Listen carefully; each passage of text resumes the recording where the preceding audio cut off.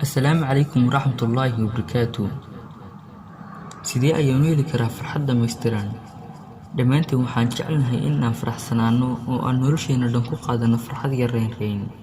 Taasi beddelkeeda, waxaa jira shakhsiyaad ay murugo daboosho noloshooda oo ka quustay nolosha. Haddaba, si aad u yarayso murugada, waxaan kula wadaagi doonaa 10 talo oo noloshaada waxyaabo badan ka beddeli doona.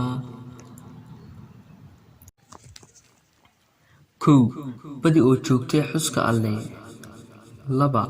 Yaree dunuubta aad ka gelaysa Alle subxaanahu wa tacaala. 3. Ka nadiifi qalbigaaga xiqdiga iyo xasadka. 4. Badi wax akhriska. 5. Isku day in aad u safarto dalal kale ama magaalooyin kale si ay u soo xasisho maskaxdaadu. 6. Mar waliba fiiri ka kaa hooseeya, hana fiirin ka kaa sarreeya. 7. Yaree la fadhiiska kuwa aan wanaagsanayn ee ka go'ay xadhigga Alle. 8. Cafi kuwii ku dulmiyey, kuwii xidhiidhkaaga baxay iyo kuwii ku dhibaateeyeyba. 9. Xakamee cadhadaada, iskana ilaali waxyaabaha murugada kuu keenaya.